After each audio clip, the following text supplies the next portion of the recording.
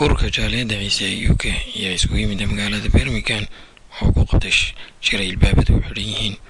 Shirka bacdi waxaa maray la hadleen saxaafadda ayaa waxay ku cambaarayeen qaashoodayaasha ciise ee lagu haysto magaalada Birmingham sida xaqdarrada, iyagoo ku tilmaamay inay taasi tahay wax xaqdarra kana dalbaday in sida ugu dhaqso badan dowladda Soomaaliland hadday dowlad haysato sii dayso, haddii kalena wixii ka dhaca ay iyagu ogaan doonaan. waa kan shirkii. bismillaahi raxmaani raxiim. magacayga waxaa la dhahaa Samson Xasan, waxaan ku noolay magaalada UK. waxaan aad ugu faraxsanahay maanta shirweynahan aan kaga soo qayb galnay annagoo ka hadlayna arrimaha maanta taagan. waa shir saxaafadeed oo beesha ciise runtii maanta u gaar ahayd. waxaan aad iyo aad ugu hambalyeynaya horta intii ka soo qayb gashay. natiijooyinka ka soo baxayna aad iyo aad bay u qiimo badnaayeen. dhaliisheeda ugu weyn waxa ay ku beegan tahay ama ay ku salaysan tahay maanta arrimaha ugu muhiimsanaa ay ahaayeen runtii dhibaato kasta oo ka dhacday dhulkaas xariirad, weliba ugu dambaystii tii ka dhacday faragelinta xoogga badan ee lagu hayo dhinac kasta hadday tahay. waxa aan u sheegayaa runtii dee laba beelood oo horta iska hor yimaada waa la arki jiray, laakiin beel ay dowladi daba socotay soo hogaaminayso maanta aniga iigu horeysa. waxaan aad u dhaliilayaa waa la isku dhacaa, dhibaatana way timaadaa, laakiin dadkii maanta talinayay, odayaashii talinayay 15 oday oo 9 maanta xidhan yihiin oo reason la'aan loo ururiyay ayaan horta aad u dhaliilaynaa. guddideeda maanta halkan joogta annagoo dhan meel kastoon joogno UK meel kasta haddaan joogno isku imanay, waxa aan leenahay 9 oday xidhan annagoon cidna uga daba joogsanayn in naloo sii daayaan rabnaa sida ugu dhaqsaha badan leh, cidna kama barbaryana. haddii kale 9 oday oo beesha Samaroona loo xidhi doonaa oo Boorama laga soo qabqabto. taasi waa kow. talabaad bay noqotay waxa aan aad iyo aad u dhaliilaynaa in maanta wax kasta oo dhaca runtii laga hoos qaadi ama yacni oo u baahnayd in laga hadlo ama qaraar laga gaadho. ugu dambaystii markii uu madaxweynaha Axmed Maxamuud Siiraayi uu yimid wuxuu wax walba waa halkeedii, waxba male, wax walba waa halkeedii, wax walba talo walbana tala ka dambeyn doonta. hadday iyagu maanta taa goosteen yaa annaguna taladayadii waan soo soconnaa, waanan ka tashan doonaa arrimahaas maanta siilac ka dhacaya. waxaan u baaqi lahaa haddii cadaalad jirto Somaliland sida aad ku talisaan haba ahaataba hadday doonto dhinaciina bal cadaaladda dadkaas markii horena deganaa ee mashaariicda la bixinayo ee maanta Burco iyo la geynayo iyo Berbera loo badiyay de ama kuwanaad siiseen ha haystaan wadanka ama kuwii lahaaba ha haystaane xaq hadduu ka jiro Somaliland anu waxaan oran lahaa runtii aanan meelna daliileen meelna caayin xaq bay u leeyihiin mashaariicda maanta Turkiya ay ka qodayso Burco biyaha riigaga la geeyay in la keeno dhulka ay beesha ciise ku nooshahay ee lala degay xataa maanta ayaan anu ku talin lahaa. Somaliland waxaan oran lahaa runtii wax badan waan u sabirnay, laakiin iminka kadib uma sabrino, waan ka hadlaynaa wixii xaqayga. intaas aan kaga baxay. salaamu calaykum waraxmatullaahi wabarakaatuh. salaamu calaykum waraxmatullaahi wabarakaatuh. anigoo ku hadlaya magaca beesha ciise ee UK, magacaygan la yiraahdo Xabiibe Aadan Bile, ahna dadkii ciise ee ka soo gobolka imika la isku haystay deganaa. horta waxaan idin sheegayaa marka hore in wax cadaalad la yiraahdo Somaliland jirin. waxaana taagan wixii SMN ay ka kacday ayaa maanta ka taagan gobolka waqooyi galbeed ama Somaliland loo yaqaan. cadaalad in dadka ethniga loo yaqaano in la hubeeyo oo dhulka dadka la geliyo oo dadkii dhulka laga kiciyo, waa sidii ay dawladdeedii hore ku burburtay. marka kamana sugayna cadaalad Somaliland. marka aanu waxaan cambaaraynayaa anigoo aad uga xun iyo mujtamacan beesha ciise ila jooga odayaashaas oo waliba anigu aan oday u garanayo oo ku jiro oday 98 jira ama 90 jira ama 75 jira oo xeerka adduunkuba aanu xidhin dadka aan qabanayn maskaxdiiba qaar bay ka tagtay. marka aanu waan cambaaraynayaa ciise uu cambaaraynayaa dawladda Somaliland kollay aanu rajo kama qabaaday sida badal weydo de odayaal la xirxiro oo la qafaasho way badan tahay toban baas eegaysina 7 baan aftuubayna intaasaan ku soo koobay wassalaamu calaykum أعوذ بالله من الشيطان الرجيم بسم الله الرحمن الرحيم أنا حماد عمر عسوي كانت ترسل جديدة عيسى UK هرت وحن سلام الدريا عيسى وين دمانتي مشوا دونا بهجوجو جمن هجوجو قلبيت هجوجو حيبت هجوجو جبوت هجوجو سلام تاسي كدب وحن هرت عن بارين دوش كسارية كل بوان عن بارينا وسيلانية يسيو نكسيلي يزدبوا فردي حمو مغلان عن بارين بان جودها يان مارك تدبر كسرنا أنا كعيسى وين هذا نهاي وحويان وزير دورنا هذا البان له كل وحنا على وزير دور على قورمات في يوده هو قورمات قبوده ورت وين نوكل عديس مروا على عيسى والله شرينا قنديه ويارا مرنا وحولي على السوق قبته أنا وحنا هذا اللي قبنا يا ورت واكو أنت هالكلام كذي وحن دقنين وتمنى يا دولة الصومالي لان هذا أفر يلا بتنسع جوده هيك أي كسو سيدين ويدو أو ذا ياشاس جبهة وقعت أنا وعلى الجبهة بايست جبهة داس وين سوسيديش عيدا بصوت درنا بين حرير مو حاضرك عيدا أقل ذي قالوا عاني عرضت الجبهة خشبت مو حاضركتين عيدا أقل ذي تقلان حدا أو تبين واجبات أنا كوا حالنا هاي ورعيسى لو كان السجا إسكالي تلا كسر كيسا عيسى دول كيسو جاهين هاي لما جوجين كرو لما تابان كرو أنا كوا حالنا ورسمرون ولو كعيسى إسكجبح هذا جوجين ويد الرباط ده هاي كعيسى كويسيد جبوت ورت محل ورت نكن هذا إن سيلعي نكن وزير كحير إن رئيس الوزراء محله ما أنت هذا عيسى الرباط ده كويسيد كدين ويديد قد بورسيك جبوتي جوجا حراوق السماء أقل كاغا أفر يلا باتن ساعات بجبوتي كيسو بيحدونا تاس والدقنين تي أنو تبيني يوين كاس reer kan aytamaya adeecadaha ka hadlaya ee warqada photocopy lama masaxay adeecadaha soo galiyeen waxa leh war xeer lama bedelo taariikhna lama bedelo waa la garanayaa ingiriisku ummadda ugu yimid seelac dadkii ciise u la socda taariikhdoodii waa la hayaa jabuuti waa la garanayaa taalkan baadiliga ana iskala ninayna male inta ilaa ka sokaysa walakiin waxaan ka digay waxa weeyaan dawladda Somaliland anaka iyana noo soo raacin raaka shalay tool iyagoo soo SNM oo jabhada oo booshiga Itoobiya ku cunto ciise gargaari oo wax u qabtay oo ka riday war ciise waxii qabta wariga rida war xuduudada ragga ka qaada waanu gargaarnay booshigii baan ka bedelay bariis baan siinay qoriyihii baan soo qaadanay dhulkoogii baan la xoreynay maanta inay noogu jawaabaan inay ciise qori la dhacno waqtiga keenay ciise weynana waxa leh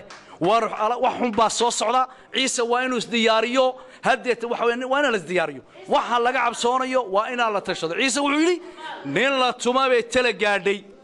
كدقن كان نقول ده جرا نقدر الشيء يجوا فتالينا وحله وركونا نقدر حية والدة متلية بدأ وير كل رية ورابها الله شريو وحنا هوت كاجي ورميات كايسة عيسى نورادو السلام عليكم بسم الله الرحمن الرحيم مقعي وحلا عشوش وحكى لانو كما هدليو وحن كحومهي oon ka wada xunnahay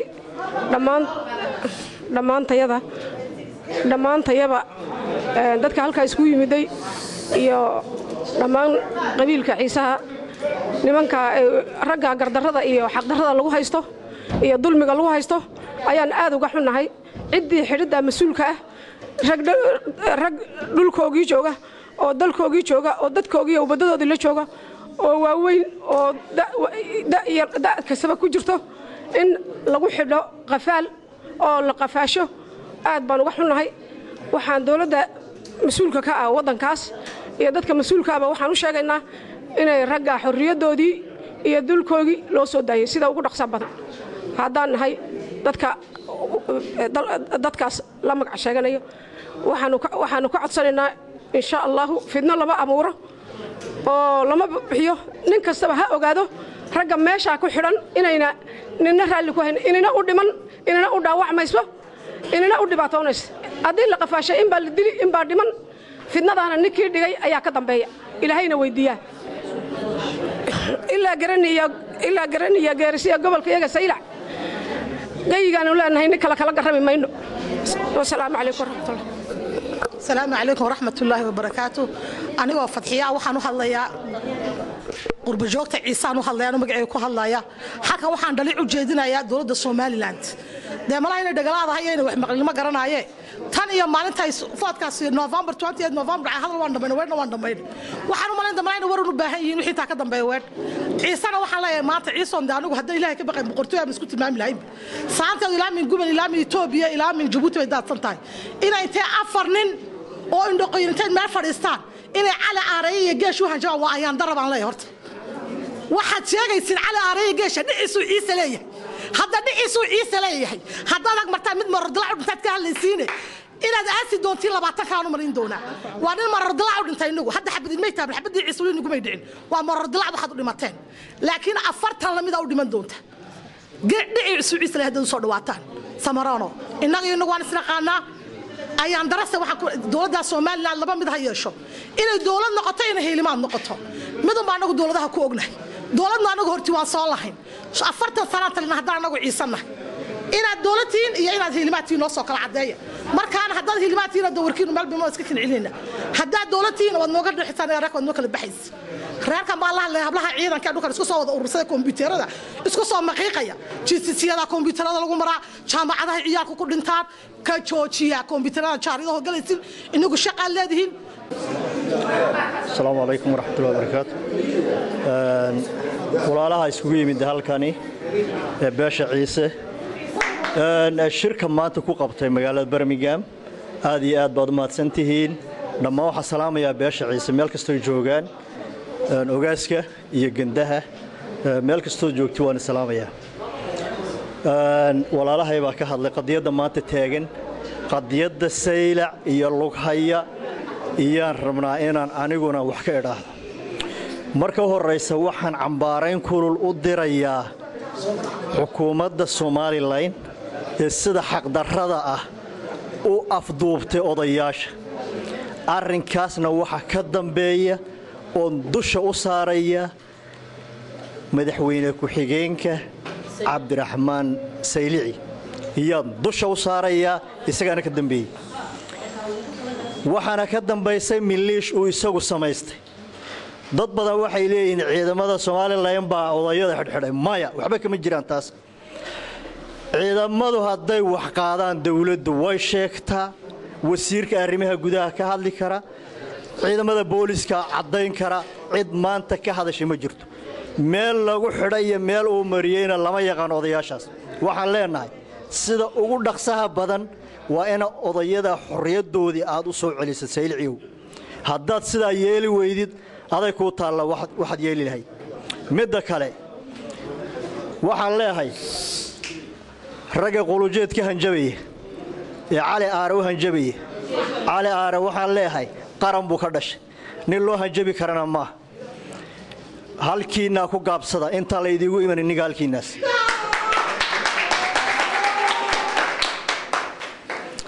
waxay kaloon leeyahay xildhibaanadii beesha ciise ee iscasilay adkii xaaraanta ahaa ee la rabay in la xalaaleeyana gaashaanka ku dhiftay waxaan leenahay hambalyo aad iyo aad baad u mahadsantihiin geesiyaal jiraatiin geesiyaal jira waa ni garab joognaa cid aad ka baqaysinoo ilaahay hayna ma jirto duur waxaan leeyahay ninka wasiir duur loo yaqaano oon anigu idhaahdo durmaanka siiraanyo waxaan leeyahay alla ilaahay waxa fiicnayd Saylic in loo soo dira nin garta yaqaano garta gooye waxa tahay inaan gar aqoonin laba xadhigna aan kala furin waxa fiicnaan lahayd in loo soo diro Saylic Xasan Jaamac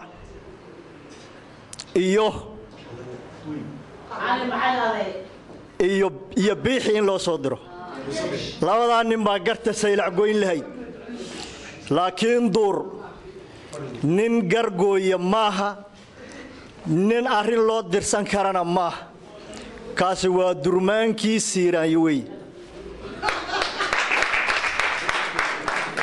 walaalayaal beesha ciise ee gobolada ka soo jeeda Saylic iyo lughaya dawladda Soomaaliland wixii ay u tartay tacabkii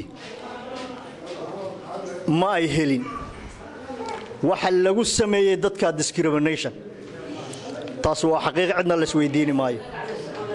marka waxa weeyeen maanta wax kastood ku dhaqaaqdeen waxba nagama qaadayso nimankani reer Boorame ee daba taagan tihiin waxba ka qaadi maayaan dhulka Ciise waxaan idin sheegaynaa waxa inii fiicnayd Soomaaliland inaad cadaalad ku dhaqataan ummadana cadaalad ku hogaamisiin ummadda Soomaaliyeed waliba beesha isaaq waxaan leeyahay ma ahin shalayna shalay bay ahayd maantana waa maanta se waxaan hubaa beesha isaaq intooda badani inaysan raalli ka ahayn waxa meeshan ka dhacay nasiib darro waa siiraanyo oo hurda iyo duur oo laba xadhig aan kala furaynin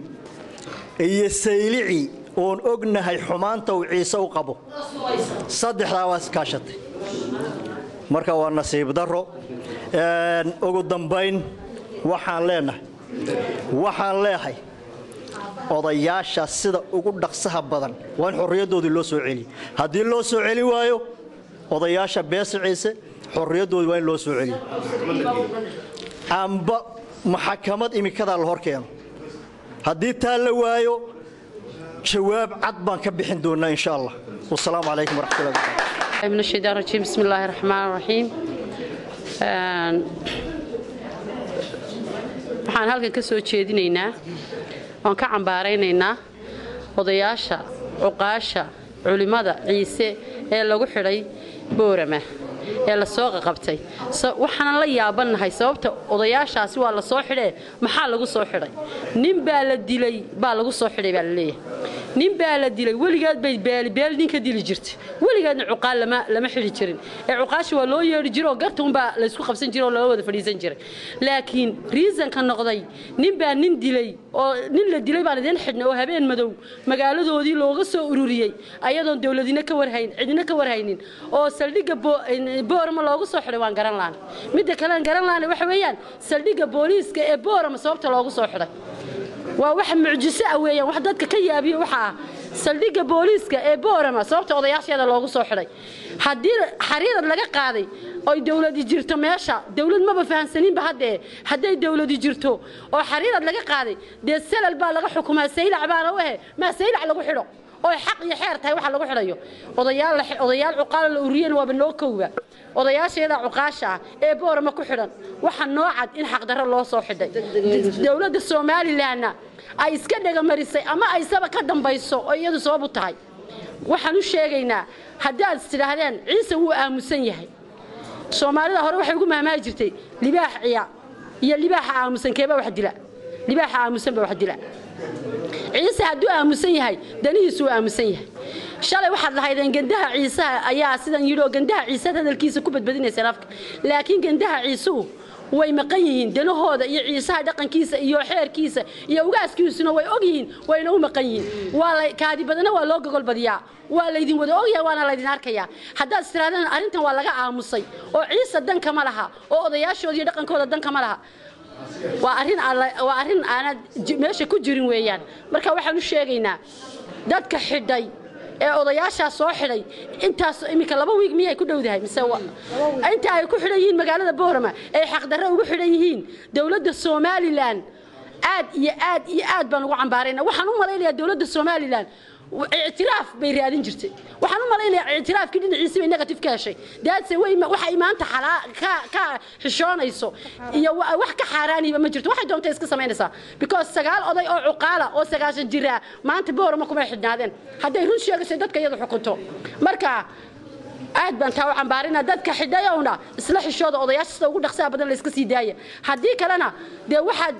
raadinaysaan sida ugu dhaqsaha badan baad u helaysaan wassalaamu calaykum waraxmatullaahi wabarakaatuh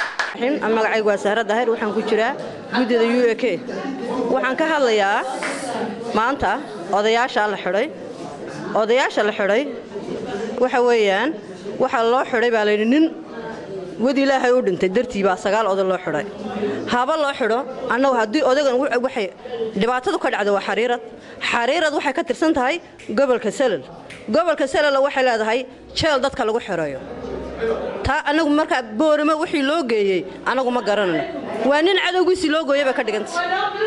ma fahamtay ta kalena odagan dhintay de kama fiicna kuwii saylac lagu leeynaayay bilaa kuwii saylac lagu laayay dhintay dhaawacood wali yaalo Jabuuti kama fiicna odagan dhintay laakiin dawladda Soomaaliya waxay uga jeedaan uma baaqan dawladda Soomaaliya gobolkan waqooyi galbeed lagu sheegayo ee odaga Siiraayan xukumo iyo odaga Siiraayan ma xukumay Saylici la yiraahdo ayaa horeeya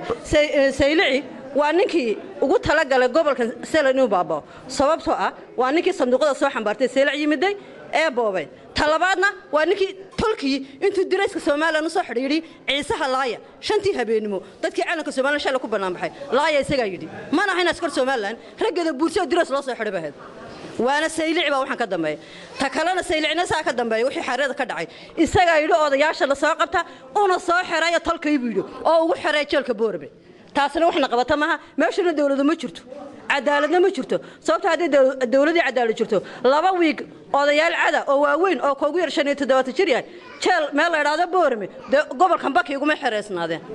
marka dawladdu ma jirto waana wax la isla og yahay ciisana wuu argoosanaya 30 dil 9 dilaaba haye marka Saylici wuxuu qaadanayay anagu Siiraayana ma garanayno wassalaamu calaykum hadday madartay wax dhacaana waxa madartay lagu xaali jiray awalba 2 beerood hadday isdirirto sidii sharciga ahayd 2 beerood baa lagu xaali jiray laakiin beel dawlad baa wadato diray isu soo galisay beel madartay maxay ahayd hadii eeba ku roon yahay madartay waa shicib weeyaan kolka iyaka wax ay sameeyaana madartay waa sabiil kolka qolada kale wax sameeysan dawlad baa madartay wax sameeysay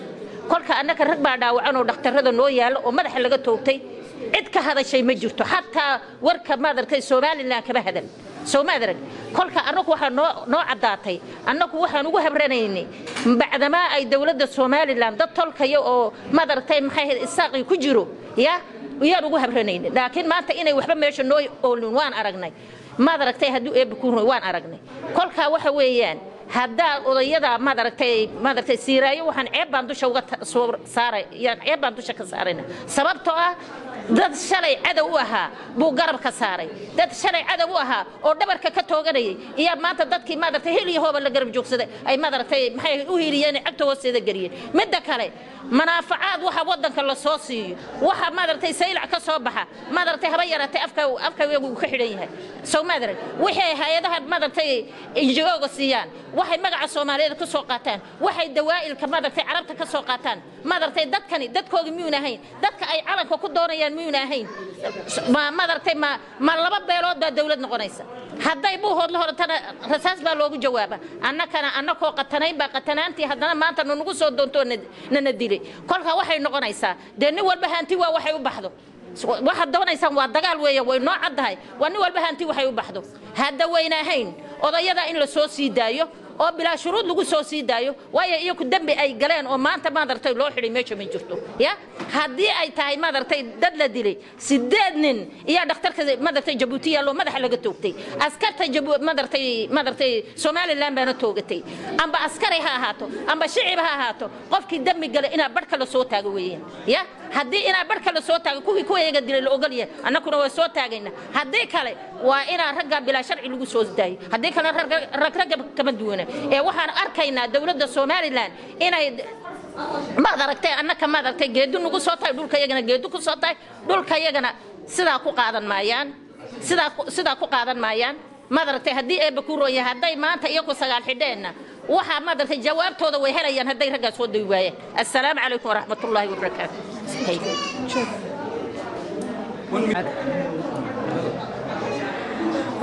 aniga magacaygu waa Shukri Jaamac kolka anigu ciisaha waxaan ahay Jabuuti ka yimid waxaan ahay reekartisiis waxaan la hadlayaa anigu Samaroona lama hadlayo isaaqna lama hadlayo waxaan la hadlayaa dadkayagii la hadlayaa waxaan la hadlayaa dumarkii iyo raggii ciise ee Jabuuti dadkayagii dadkiina halkay ku dambeeyeen laakiin maxaa ninkan igu dhacay maxaan iniga war laayahay dadaalkiina halkuu maray kolkaasna waxaan leeyahay walaalayaal ciisihii jabuutiyow halkan waa la bileelahaysanayaa odayaashiini waa la xidhxidhayaa dadkii maanta ini dhex joogay ee inigu dhex noolaa ayaa dadkiina halkan ku xidhay 9 oday baa maanta jeel ku jira oo cada oo ciisa oo inigu war ka haynin kolkaasna waxaan leeyahay ciisow dema jabuuti miyaanad joogin mise waad joogtiin dee jabuuti haddaad joogtiin maxaa caawimaadna niga waayey maxaa dadkiina u caawini laadihin dee haddii kalena noo kala sheego malaha jabuuti de waad ka guurteen baan u malaya anugu de sidan anugu de ma fahmi karay ya malaha dad kale xitaa iska haysta dee jabuuti wallaahi waa runtay haddii kaleete dee dadkani mataqaanaa caawiya walaaleel anagu waan daalay ciisana laba mayna ciisoon baanu wadanahe dadka ha la caawiyo yaan odhanay wasalaamu calaykum